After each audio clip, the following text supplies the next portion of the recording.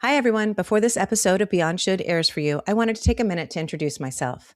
I'm Lucy Reynolds, your host and the founder of the Murmuration Collective, where we empower women for lasting transformation in all facets of their life, both professionally and personally. One of our signature offerings are our immersive retreats, and we have one coming up May 17th through the 22nd in Trujillo, Spain. Deadline is April 3rd. During this time away, you will get to pause your hectic life. Yes, let me say that one more time. You will get to pause your hectic life and gain more clarity for what it is you truly want to create next for yourself in your career or in your personal life. Because remember, no one can do this for you. You are responsible for creating this one brilliant life, and we are here to support you along the way. Reach out for more information in our show notes. Now let's get to this episode of Beyond Should. Hi, everyone. Jumping in to share a tiny little bit about why we've revamped our Collective Wisdom podcast and have evolved it into Beyond Should. After our last podcast last June with, dare I say, the badass Maddie Reynolds, who happens to be my daughter, we decided to pause production just for a little bit because I was yearning for a little bit deeper strategy. I thought that what we'd created was absolutely beautiful, but I was still needing and wanting a deeper stake in what the offering was rooted in. So I hired a creative coach. Yes, the coach can hire a coach. I hired a creative coach, and her name is Lauren LaGrasso. She's now our executive producer. But while she was wearing the hat of my creative coach, we spent 3 months really thinking about what's important here that matters. If we're going to ask you all to spend 45 minutes to an hour with us every other week, we wanted to make sure we were giving you something that could actually really deeply move you forward in the moment of that day. And so Lauren did what she does best. And what most coaches do is she listened intently to what was important to me. What were my values in offering this to you all? And she kept hearing me come back often around my phrase that we say, we don't should around here at the Murmuration Collective. And she said, tell me more about that should. And I said, well, should is somebody else's value. It's not mine. Or if it's I'm telling you, you should do something, that's somebody else. That would be my value. We all need to root down into what are our values and how do we make values-based decisions. So she and I started playing with what would this look like if we could get more women beyond should. And so then therein lies our new title. So welcome you all to our first episode, which is about to happen with our amazing first guest, Christina Glickman. I hope you enjoy this creative offering. My team and I have really enjoyed bringing it to you. We have been deeply rooted in what this offering is, and we hope you find value in it. Please let us know how it lands with you. We're always wanting to evolve how we are in the world. So let us know, enjoy the moment, and I give you our first episode of Beyond Should. You get to do with your 24 hours what you like to do with your 24 hours without explanation. And I don't know if we champion each other for that. Hi, I'm Lucy Reynolds, and welcome to Beyond Should, a podcast for women reinventing their lives, their careers, and owning their power. This is a show where you'll gain insights on how to stop doing what you should do and finally start naming, claiming, and pursuing what you deeply want. On this week's episode of Beyond Should, I have the privilege to have a very new friend and hopefully a very dear and lifelong friend, Christina Glickman, on the show. Christina is head of community and experience at The Board, as well as co-CEO and founder of I'm Not Dead Media Company. She is the author of Extra, The Art of Being, and is a sought-after TEDx speaker. We talk about protecting your energy, the power of boundaries, and why saying no may be the most beautiful expression of self. Christina, I'm so glad you're here. Thank you so much for saying yes to my invitation to be our very first guest on our revamped podcast, Beyond Should. Thank you, my dear. Oh my goodness. Thank you for even asking. I have been thinking about this conversation. I've been thinking about your revamp, and I couldn't be more excited to talk about what we're going to today. Oh my gosh, you're so beautiful. And I just think back to when I first met you, and was the very first time we met in person, y'all. She got out of a car in Montana at an immersive retreat that the board that she's a part of, that she leads community experiences for. And we were having a board retreat, weren't we? And you got out of the car, my assistant picked you up, and you got out of the car, and I thought, holy shit, This one is awesome. And we just looked at each other and we just hugged. And we spent 3 glorious days together with other women from the board. And you gave me the privilege of being a participant at one of our immersive retreats in Montana. It was awesome. Oh, it was so great. I seemed to belly up next to you at the table whenever I could, and we found our little spot, and it was really We did, wonderful. right in the corner. I'll never be able to sit in that seat again and not look to my left and be like, where's Christina? Where is she? Where is she? So, yeah, that was a really great experience. And just being together, the power of community is so important now more than ever, as people just connecting in real life, in real person. And the last time I saw you was last week at the LA board meeting that Mhm. you and April Uchitel, the founder of the board, hosted for how many? 40 of Mhm. us? There was So about, yeah, almost 50 of you there. Yeah. amazing, amazing. And a day that I didn't realize I needed until I walked in the room. I actually wrote about it to our community. Just being in person, I can't express enough what that is meaning for people these days, is that connective energy, raising the vibration of our collective wisdom. It was so powerful. And I'm so glad I said yes to that investment of being But there. I also will say, just your own awareness of knowing that you needed to show up, and you just kind of felt the pull to connecting and just said, you know what, life is busy. I'm doing a million things, but I feel the need to show up in a room to see these people. And you Yeah. did. And none of that is lost on any of us, just because we have so much going on at all times, right? And you still did it and made it happen. And so I think that level of awareness is impressive. Thank you. I must say, having that awareness to think, what do I need now in this moment that matters? And I had told you all, I'm not coming. It didn't work out that I needed to be in LA. And there was just something that was like, my body wisdom was just like, oh, you need to get out of your home office right this very second and be amongst people.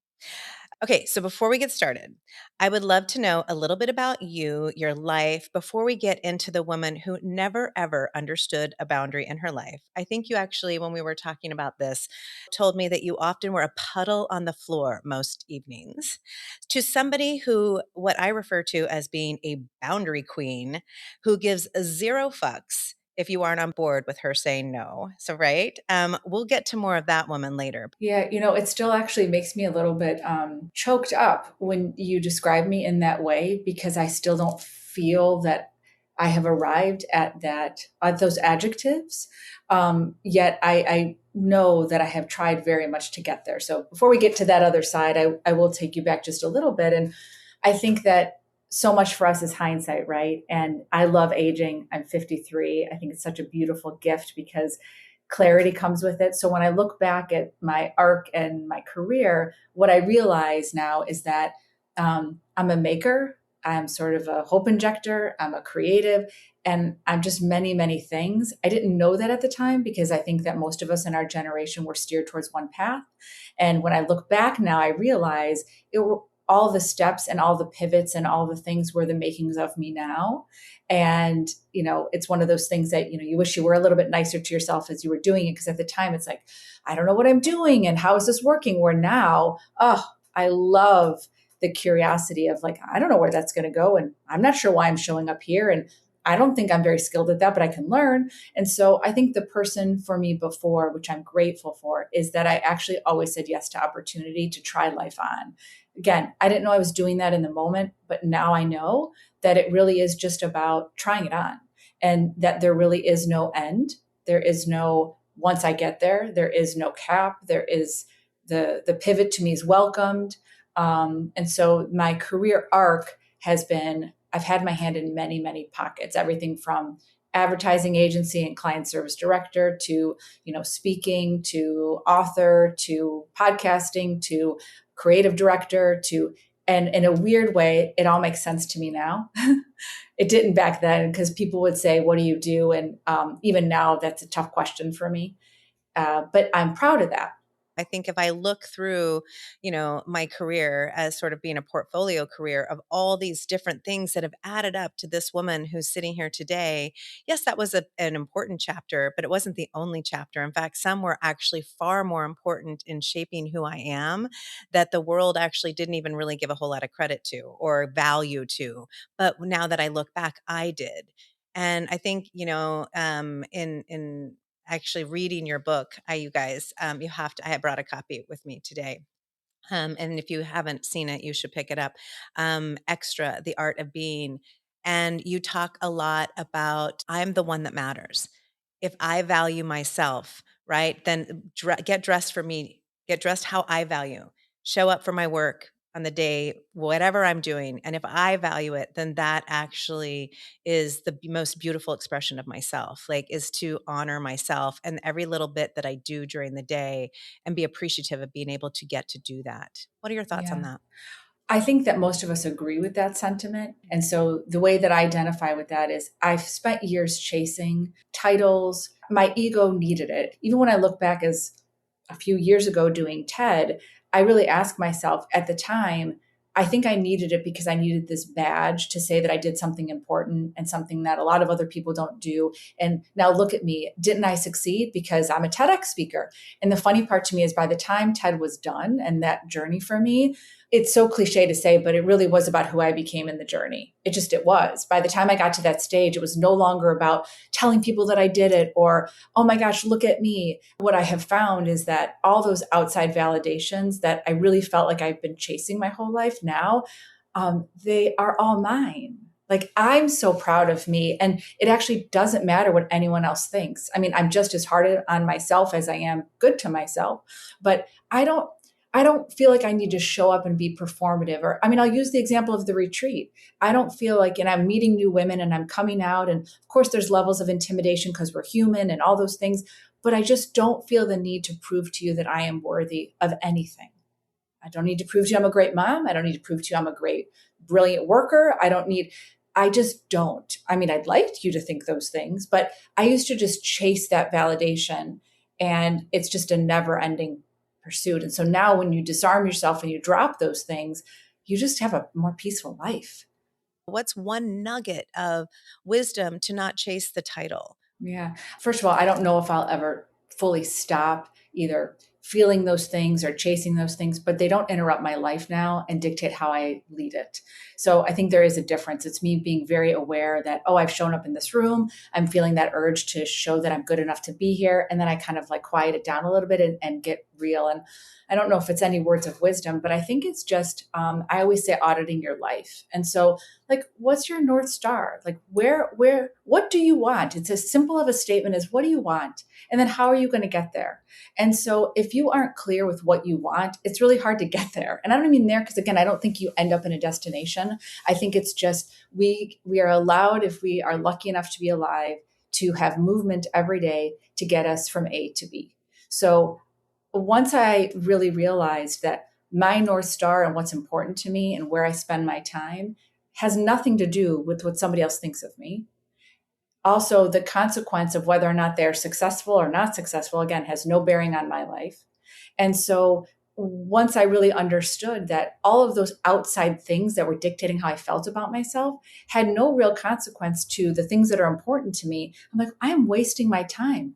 Who gives a shit what somebody else over here thinks of me or who it has no bearing on my success financially or with my family or my children. So like, why am I giving that power away?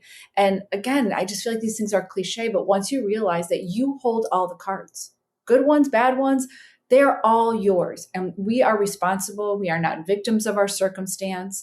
I understand that everything from mental health challenges to financial, like I don't say those things lightly, but at the end of the day, you get up and you have a choice on what you want to do.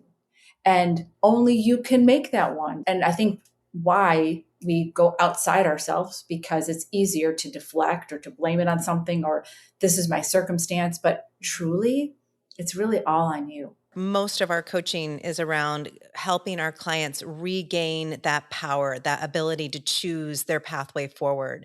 And one of the things that we work on quite a bit, and I think one of the reasons why the podcast is so important to us at the Murmuration Collective is that we want women to know they don't have to figure it out all on their own.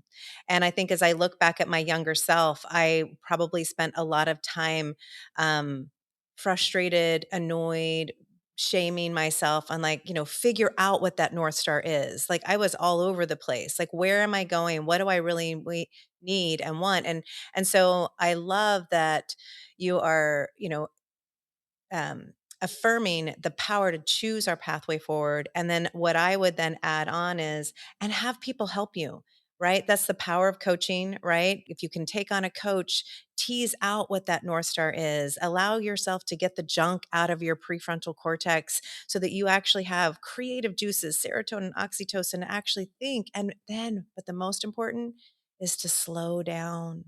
The busier that we are, it's a badge of honor, hijacks us. It keeps us from getting real with who we are, what we want in life.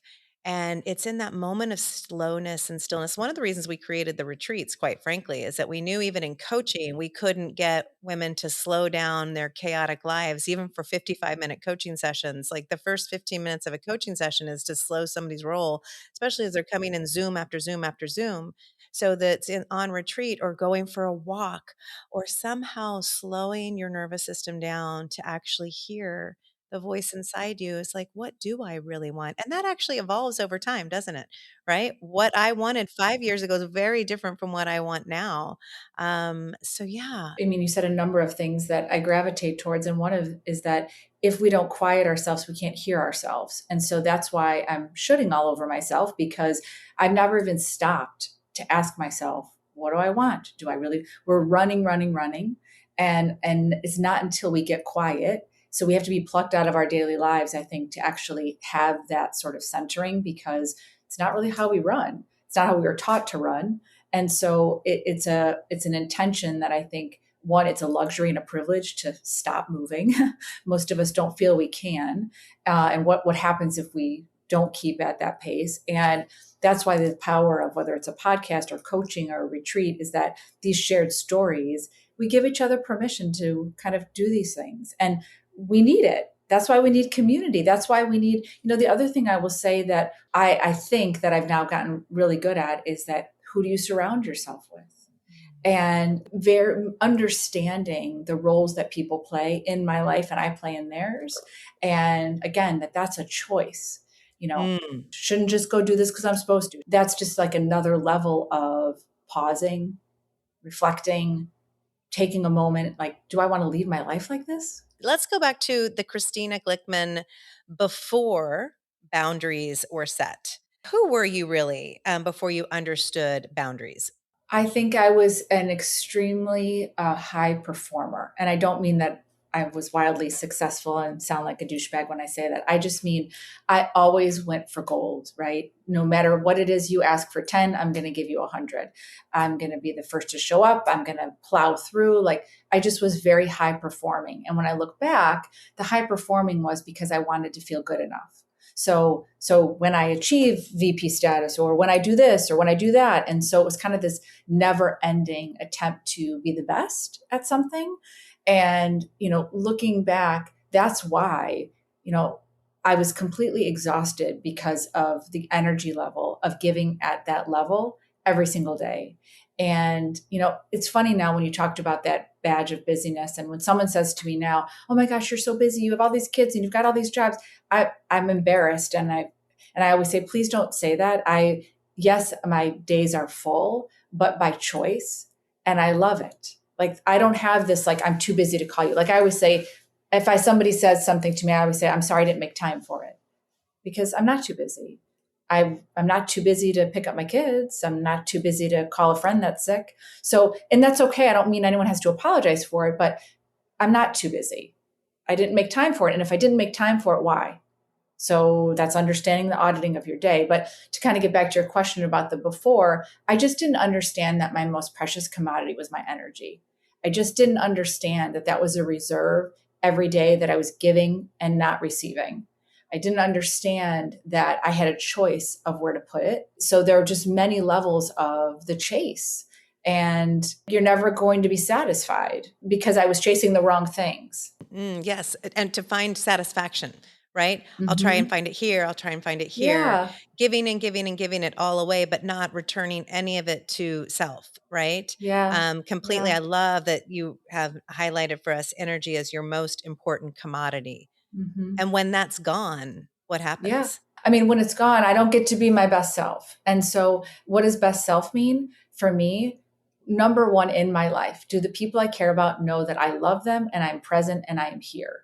That trumps everything for me. Have I looked you in the eyes? Have I sent you a little note? I don't get to be that person if I am buried in work and I'm stressed and I'm making all the phone calls and doing all the things that I know that that's just, to me, that's not the life I want to lead, which I did for so long. And so when I'm not whole with my energy, and again, listen, last week was crazy in LA and leaving, so my energy was not whole. But so it's not like that's every day, but I do feel that I can't show up as the best version of myself when I don't feel that my energy's intact. I know I get snippy, I get short, I don't want to show up to things. I am who I am in every facet. People have my number. So if I don't show up as my normal Christina, within a second, someone's like, what's wrong? Because I Mm. really only have one way to operate. So I retreat when I don't feel like I can show up as really myself because it just doesn't feel good. Well, and I think retreat could sound like, if we look at history and in a battle, one army retreated. But in this sense, I think the before you started to claim your boundaries, I'm going to throw something out there. Let me know if this lands well. You weren't retreating to recover. You might have just, checked out. Whereas now the retreat is, I love there's treat in it, and you're Mm-hmm. returning to treat. You're Yeah. returning to nourishment. You're returning to oxygen. Yeah, I know better. I know better. I love the way that you phrased all that. I mean, again, it goes back to the previous me of the people pleasing, giving you all my energy so that you'd feel one way about me that I was hoping you would feel. And by default, depleting myself. And then there was no recovery. And so now when that bubbles up for me, right? Because again, it happens, work, personal, whatever, I immediately realize it's happening. I pause and I take a step back and I don't make the phone calls. I don't text. I need a minute. I don't feel like myself. And then I really do. I ask myself, why don't you feel this way? Do you feel this way because you didn't do the job you were supposed to do and you feel bad about yourself? Do you feel this way because you didn't show up for somebody that you thought you should have? Like, I try to get really real as to why I feel the way I feel and Mm. take accountability again to myself, not because I need to prove to you all these things, but for me. And then I'm really happy to go on an apology tour or do whatever I need to do or just call out the situation because I don't have any sort of stone unturned, I don't feel in my life in that way. And so again, I feel like it's just if you don't take a moment to yourself to even think about these things, we're on autopilot. So you're on that hamster wheel forever.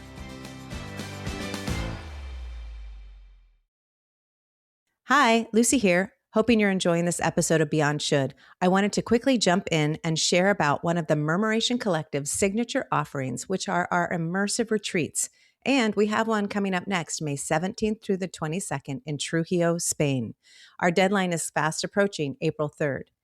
During this time away with us in Spain, you'll get to pause your hectic life. And yes, I'll say that one more time. You'll get to pause your hectic life and gain more clarity for what it is you truly want to create next for yourself in your career or in your life overall. Because remember, no one can do this for you. You are responsible for creating your one brilliant life, but you don't have to do it alone. We are here to support you along the way in doing so. Reach out for more information in our show notes. Now, let's get back to this episode of Beyond Should.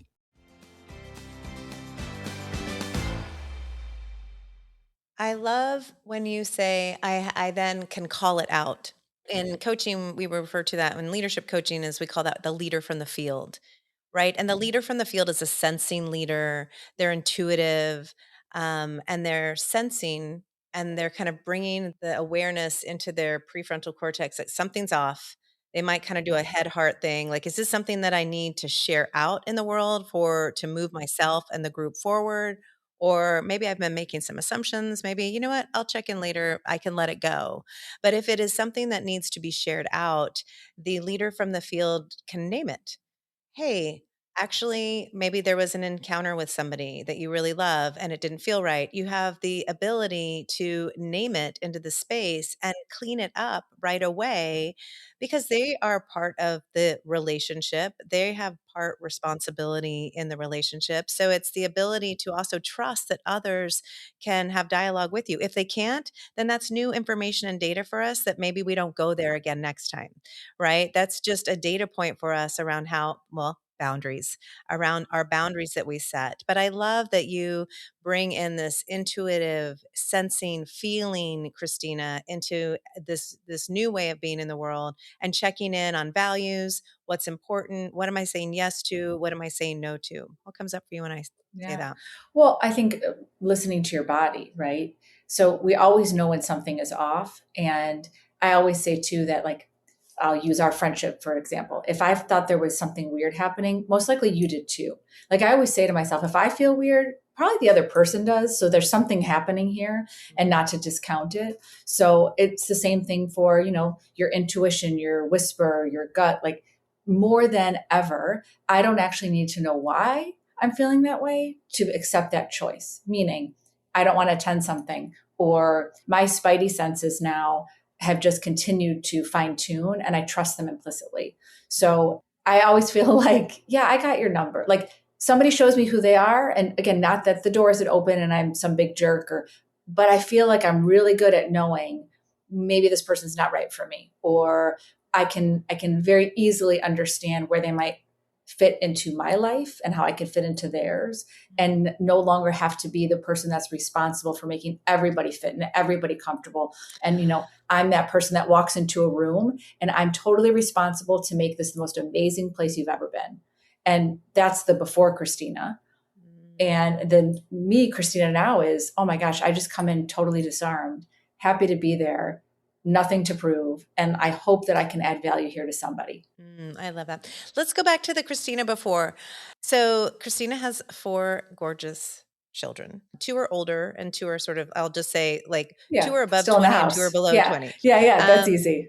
and so if we think about four kids, and I would love to know sort of what shook you out of, giving it all away and not even having a clue about boundaries. I do want to know if there was a moment in your life, but before that happened, or actually if I had all four of them sitting in here, which by the way, I would freaking love to talk to the four of them about you. Oh What would gosh. the two older ones say that there was a different parenting style when you were giving it all away? Who was compromised? Mm. And I hate to say, I mean, your kids are Yeah, beautiful and everybody's thriving, but who yeah. was suffering the most there? My gut reaction is that no one was suffering, I was. And again, of course they were. Like I always say, you could have the greatest children, but they'll end up in therapy somehow for something you did. But Of I course. really don't believe that they saw before and after, because Mm. my presence and energy with them has always been 200%. That's never anything that's been abandoned or shook up. But I was the one suffering because I was sort of unhappy. Now you could say I didn't give them my best self because I wasn't fully whole, but I don't think that they would see before and after me. Yeah, so let's just like pause on that. Like those four, equal love, 200%. You inside were gassed with the Christina before. And what did that feel like? Because I really do, I think that a lot of people listening will really resonate and be like, oh my God, that's me. Like, what was that like to be completely gassed at the end of every day? I mean, it's terrible because the things that, again, depending on what it is that you enjoy most, whether or not, for me, it's attending my kids' basketball games. I I was just always exhausted. Whereas now I can look forward to things and I can go and I can talk to other parents and I can enjoy being in the moment. Whereas before, because I let everything else in the door, I'd say yes to every coffee. I'd say yes to everyone that needed help with something. I was always the person to call on, and that made me feel good about myself. But then I realized I'm so exhausted and I'm not able to show up in the things that give me the most joy because I'm so tired. And I didn't really realize that energy was this again currency that made you tired, right? Because I would be like, well, I don't know why I'm so tired. It's didn't go anywhere today, and I just worked from home, and I didn't. It took me a long time to realize um, just being in a room with other people, what it means to show up fully and give yourself. And because I'm somebody that I really do give myself the second I walk in somewhere, whether it's at Target or I just fully give myself, that is a place that needs recharging. And I didn't realize it. I didn't realize that no matter where I was giving so much energy. And again, to the detriment of myself. So mid 40s is when sort of you decided Hmm. there was a moment. How did this come about? Again, I don't think it was one moment. I think a big turning point for me was when both of my parents had passed away, because I was a caretaker for many, many years for both my parents. And I think, they talk about like post traumatic growth. And I think that's what happened to me. And I sort of like thank my parents in a way because my pie chart was filled with, working, my children, my husband, friends, and a huge part of it was taking care of my parents. And so when they weren't here anymore, I was like, I think I can do some other things for me. And that's actually even when the book was born, because I thought I need to get back into fashion and creative and writing and things that I wasn't doing at the time. I had worked for a company called Beauty Counter. And, that was community building and corporate and all that kind of stuff. But I felt like that was the opening to me. So when I look back, I think that that's when I started to realize, oh, wait, like I get to do something for myself, because anything I had left was given to my parents. And I had an opening. And so Mm. that to me is what started the book. It started me like, starting a new community. It started me doing TED. Like it just was all of a sudden I thought, oh, I'm allowed to think about myself, like, because I had this opening. You are extraordinary. Maybe I've been under a Hmm. rock, tend to think not. Post traumatic growth. I mean, I still have a lot of trauma. I still have a lot of trauma, but I think when you spend years fighting to save your lives of your parents, whether it's cancer, I mean, everyone's been there. No one has untouched by these stories. So you think of it, it's what happened. Right. It's And life. it's life. It's just life. And I'm really good at death. I like to talk about death. That's even weirder. But I think for me, I had growth that happened from that trauma. I think that mindset is extraordinary. It was taking what could have been a very and I'm sure raw void that they're not there anymore, and this is was my love language, was caring for them, if that's the way you might describe it. And some people might choose to like be completely numb by that, but you looked at this opening, which I also think is a beautiful word, this opening.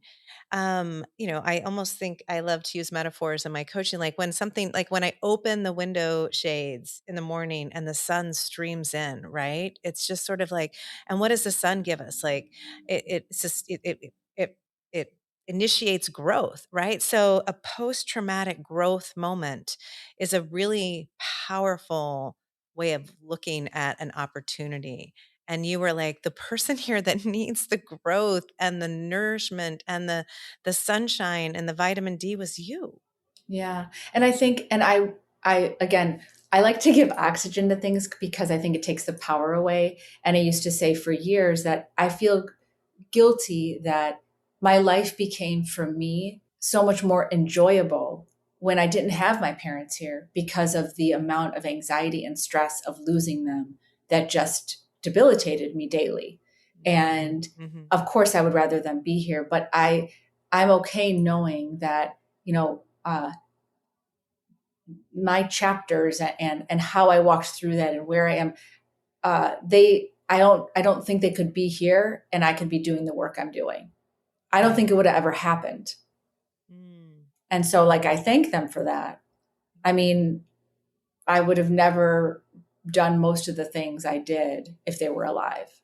And that's Mm. on me. And perhaps it might be that it would be have done differently, right? Yeah, yeah. How do you talk to yourself about guilt? Because I think a lot of people, including myself, I've just recently left Portland. My parents are in a retirement community there. They're very happy.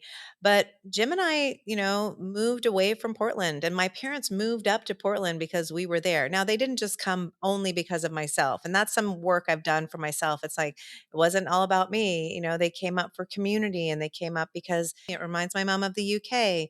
And so now when I'm not there, I think, oh, I have this like feeling of guilt because I'm responsible. And then I think, oh my gosh, who do I think I am putting myself in the center of their lives? They are remarkable, capable human beings. They have chosen to move up to the Pacific Northwest. They have chosen to not be a burden to my brother and I, and wanted to go into a retirement. So why am I inserting myself as so important in that? So I've had to work through my own guilt. How do you talk to yourself about guilt? I mean, I talk about it all the time and talk about it with my girls and my son. And I mean, it's a useless emotion, right? In and of itself to just feel. And I don't think in your case that you were inserting yourself. I think that you care deeply that you think and thought that your parents were doing something for you. No, you're right. And I guess I didn't finish sort of the mental gymnastics that I hope other people can also work through. Is I could have just stopped at the guilt, but I'm like, no, no, no. And then I was able to remind myself about the capabilities of my parents. And like, it sort of was like a little bit of a funny aha. And that I was making values-based decisions around what do Jim and I need at 53? What do my parents need? They actually don't need us to hover around. Like they've made so many new friends in this new community. So it's continuing to do the work and not stopping at the guilt. It's moving through the guilt, getting, like you said, I get curious with myself around what is this emotion and then naming it and then working through it. So it's a continuous like conversation. Don't just stop at the guilt. Listen, I love that. I feel guilty about everything. It's ridiculous. And I can't stand it about myself. So the phrase I always use, and I use it with my kids, is what's mine and what's yours? So why am I taking that? It's not mine. Even your parents, they have their own lives. You are not responsible for their happiness, for their capabilities.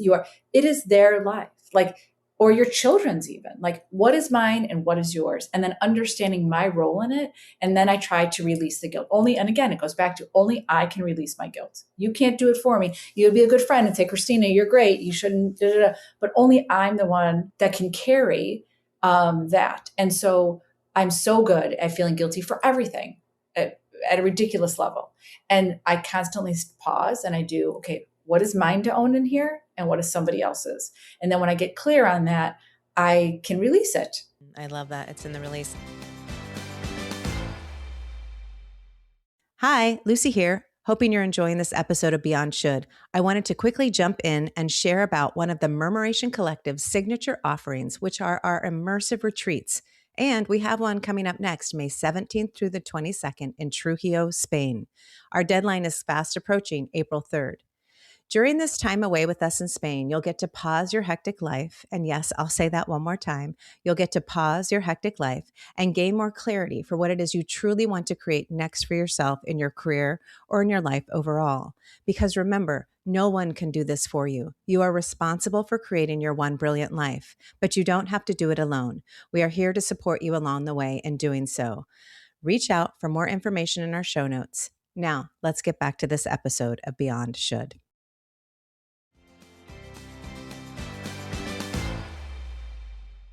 Let's talk about the power of the word no in boundary setting. Yeah. I mean, my whole life I said yes because I'm a people pleaser. I want people to like me. I am nice.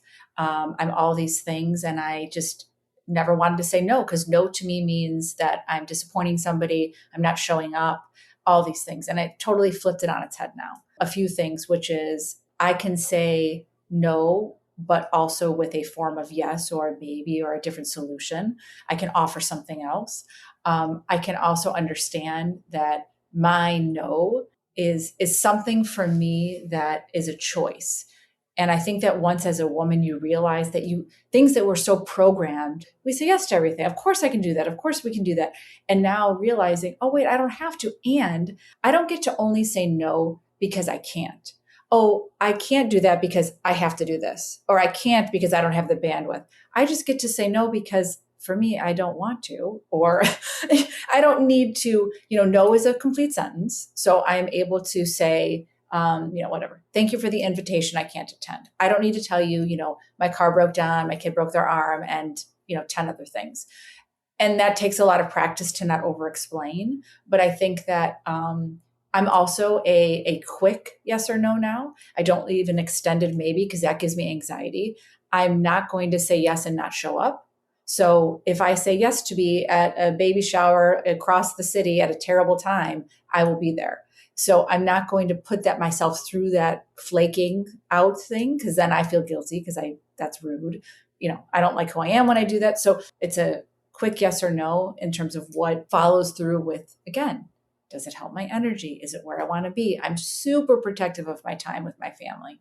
We don't do much other than be together. At this stage, it's what I want. I love that.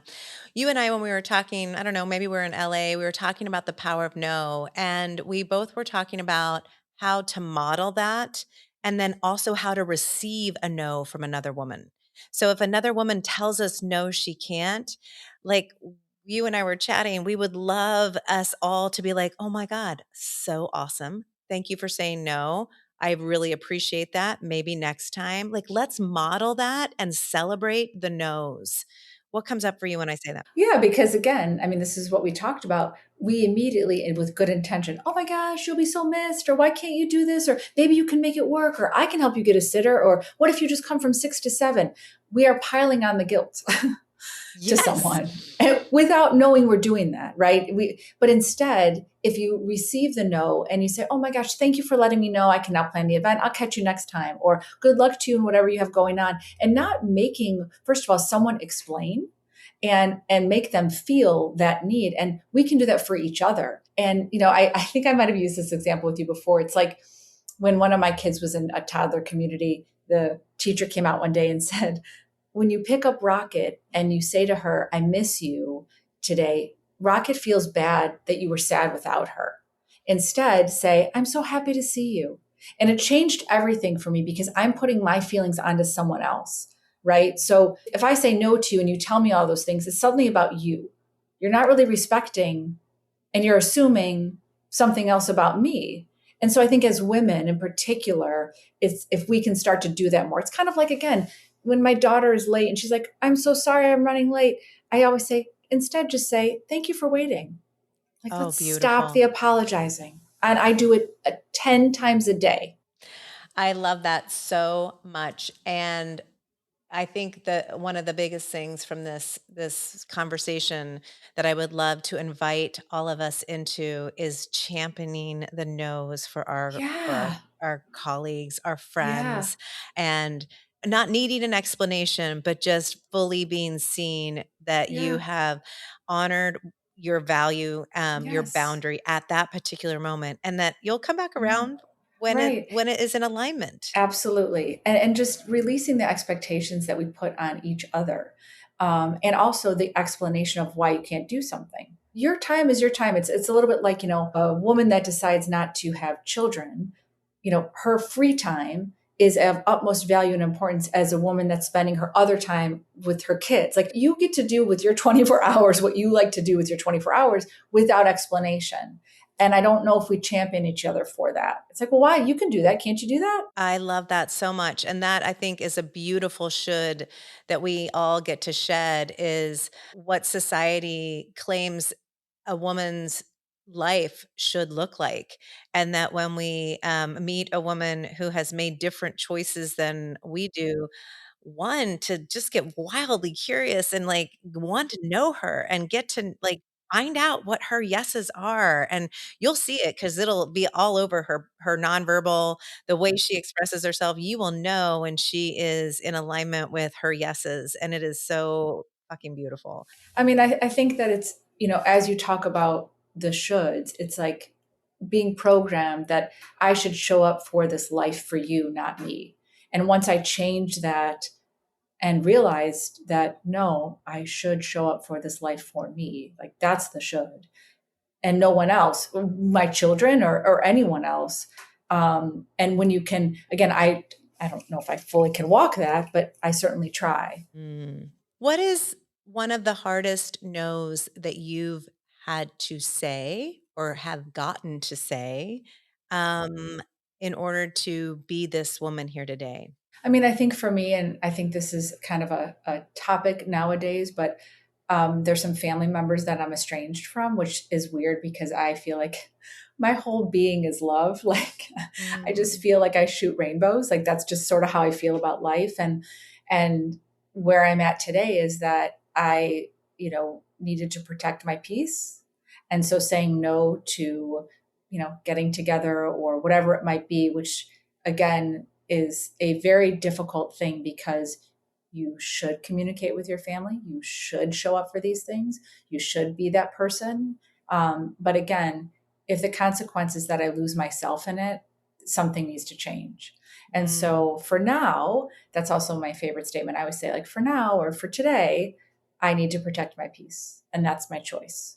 Tomorrow might be different, but for today, this is who I'm showing up as. And I hope that the people in my life welcome change because that's the one thing we know is inevitable. And so I I welcome it and I'm happy to stay as present as possible to say, like, for today, this is where I am. And Tomorrow who could do you be get to totally be when different. you are that? Oh, I get to be calm. I get to be peaceful because, like everyone, our anxiety lives in the future or in the past.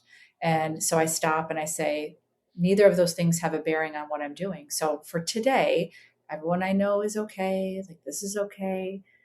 But living in that future state of anxiety, again, whether it be financial or relationships, or it just does not benefit my nervous system or Mm. anyone's.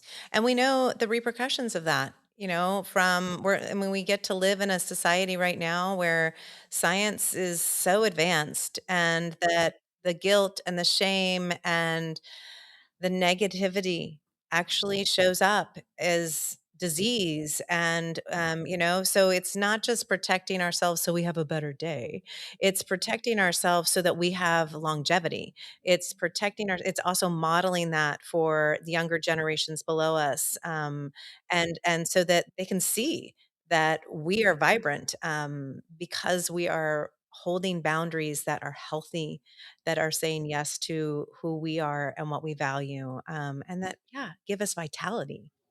Right. I mean, and that's really why, again, you get up every day and you get to decide how you might want your day to go. Some days are great, some days are not so great. But having that ownership and knowing that I am the agent of it, even for the days that don't go so great, is powerful because I have the choice to make a change. And so I think that's why I love to work with women so much because one of the things I can't stand watching a woman not take advantage of who they are and what they want to do and be stopped by so many things. Like, and Mm. again, I don't mean you need to go build an empire or go do something in this work. I just mean I just want you to be the greatest participant in your life. Thank you. Yes. I mean, this podcast, I think the work that we're doing, we talk about empowering women for lasting transformation. Well, holy shit, that sounds like a lot. That literally just means to me, are you showing up your most vibrant self? And actually your most vibrant self could be like 50% that day. That's okay. But what is my internal vibration? And I have Allie sitting across from me right here in the studio. I mean, like, if I show up with some positive intent and I can spread that over to her, that maybe that's going to impact her day, and that she's then going to go to somebody else, and this vibration, and that is actually what the world needs right now, is positive energy and vibration to permeate out, dare I say, a murmuration, of, like, the neuroscience type. I mean, the passing and the transfer of positive energy to one another, that's transformative. It's I really mean, it powerful. is, and you can never minimize that. You just can't. And my other thing is, why would I choose to think otherwise? That's a really sad place to live, and I don't want to check into that hotel. Like maybe for a day or two, but then I need to stand up, and it's like, okay, it's Yeah, I tough. mean, there And are and pajama you days know, and pillow over the head days, where we just want to not, and that's okay. And then, but we have to choose when we want to re-engage and how we want to re-engage, and we don't have to do it alone. But let's actually give the listeners, if you're listening to this and be like, oh, this sounds so great, like how the frick do I do this? You had some words of wisdom. So like, what are tiny steps that we could share with our listeners around how do you get from being overwhelmed to and overcommitted to making small choices in your week? You had an Mhm. idea. Well, I don't know if this was the idea, but I feel like, again, I coined this word called the ick test that I used to do with our community. And we would take out our week and you would look at Sunday through Sunday and what are all the things that are giving you ick? Because, I'd look at my week ahead. And again, like I understand there's many things that we have to do that we don't want to do. So please know that I'm speaking of the things we have agency over. Agency, exactly. Yes. But so I would look at my week and I would say to myself, I really don't want to do that. And I don't know why I said yes to that. And then I would start to slowly eliminate so that my week no longer had ick. My weeks do not have ick anymore. There's no like I'm showing up places I don't want to be. And so I would say the smallest thing is on a daily basis. What can you say no to today? What can you say yes to?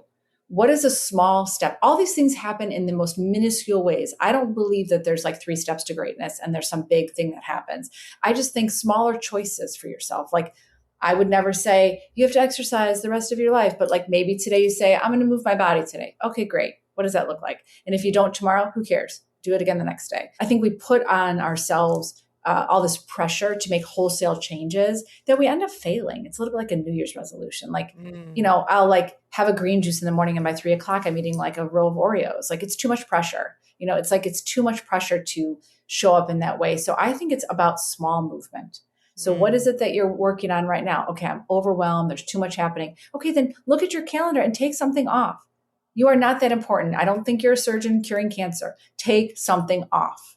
You can say, no, that doesn't work for me. Like people do it all the time. No allows you to say yes to something else. Yes. If I say no, that gives me space. We talked about an openness, like a post-traumatic growth, right? So my no allows me to take a beat, pause to gain clarity, and what do I want to fill it with? And it could just be a nap. Well, and that's what I was going to say. The filling of it is what's important again, too, because the filling of it always has to be productive. Oh my God, well, then I'm going to go to the dry cleaner and then I'm going to also do this. No, like have space for yourself in that calendar that you can. And for me, too, I mean, I think everyone is creative, but my best ideas are when I have space. So, that's why they happen in the shower or on a run or because you're giving yourself the space to think. And so if you don't open up any space for it, and if you're like, I can't do it, I used to laugh. It's kind of like if somebody has a newborn baby and you're like, oh, get some rest. It's like, rest when? Like, there's no rest happening, but you can take 5 minutes. Absolutely.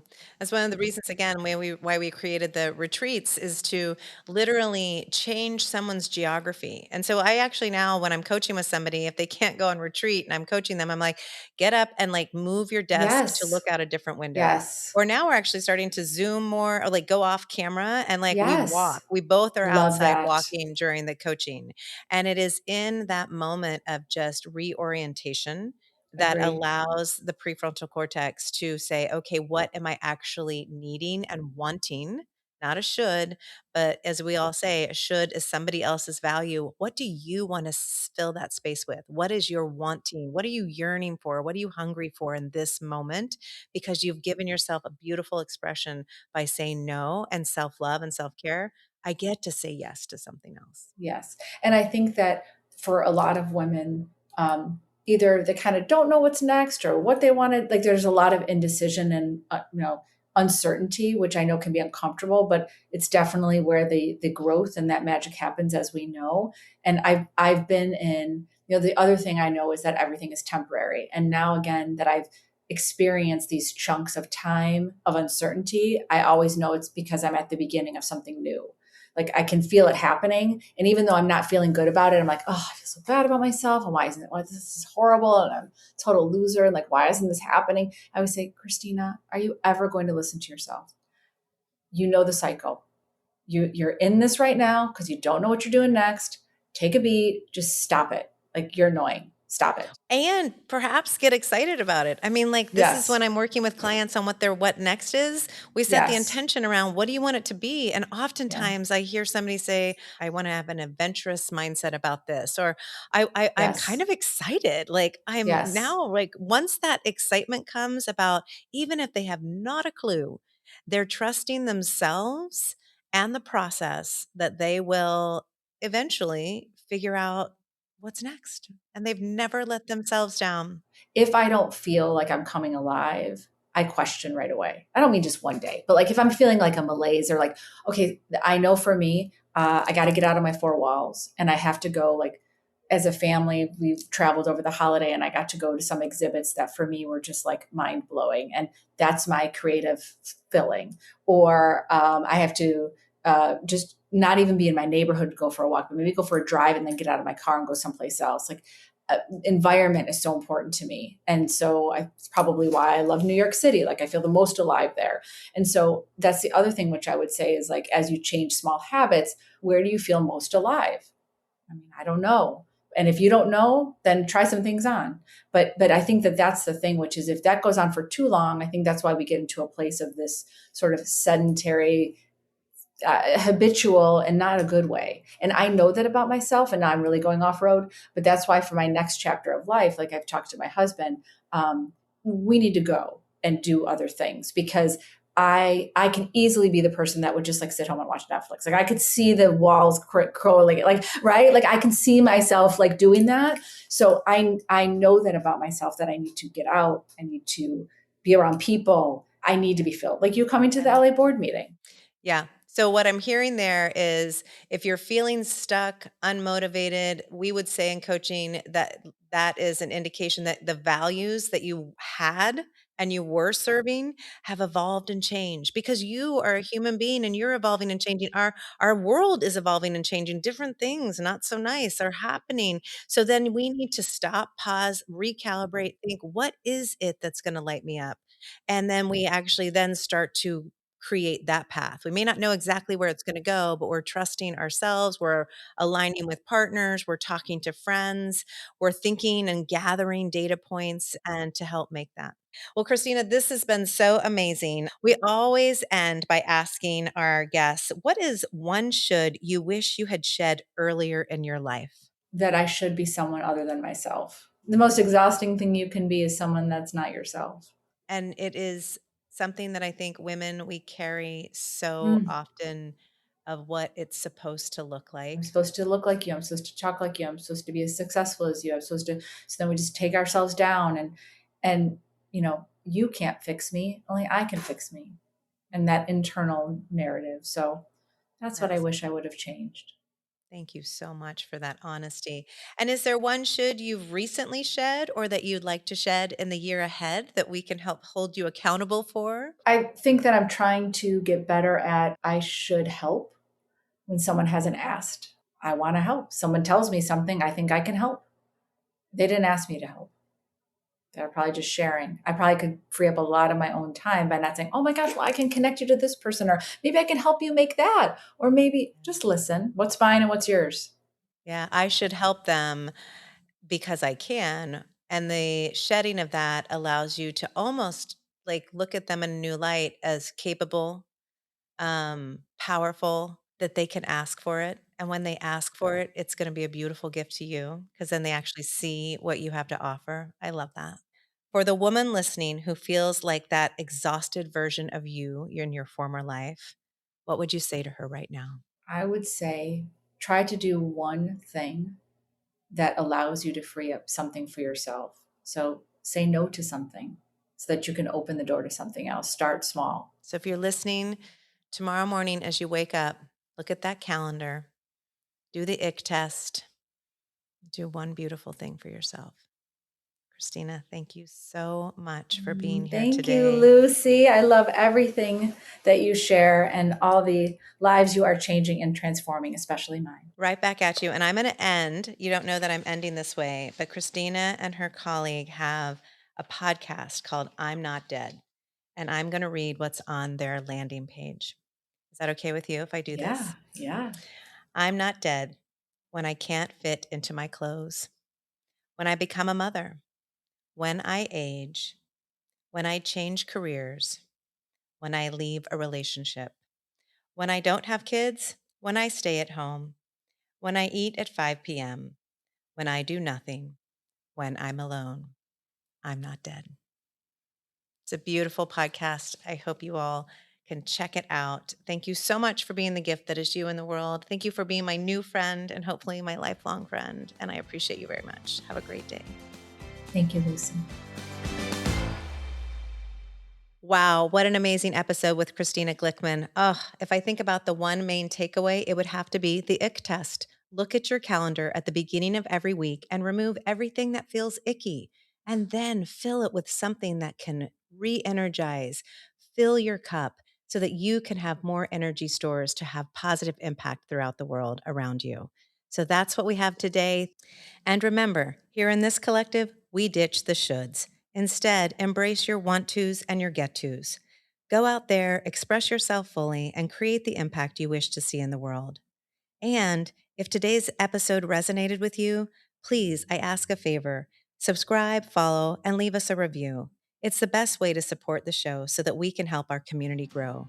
Until next time, live life beyond should. Beyond Should is creatively supported by a team of dynamic women. Thank you to our executive producer, Lauren Lagrasso, our producer, Daniela Silva, our marketing manager, Esti MacInnes, our engineer, Ali Dietz at YA Studio, and our TMC curriculum design director, Katie Craig.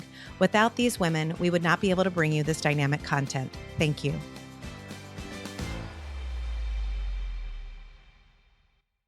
Thank you for listening to another episode of Beyond Should, just one of the many ways we are working to support women from all walks of life. And we know personally, and from what our clients are sharing with us on the daily, that this is a dynamic and challenging time we are living through. And if you are feeling frustrated or out of control with your current work situation or life in general, and feel like something is just waiting for you, just beyond your reach or clarity, but you can't put your finger on what it is, then perhaps you might consider taking on a coaching engagement with us at the Murmuration Collective. We are professionally trained and certified leadership, career, and life coaches. We support women like you to wade through the confusion and find what they are truly seeking in the next chapters of their personal and professional lives.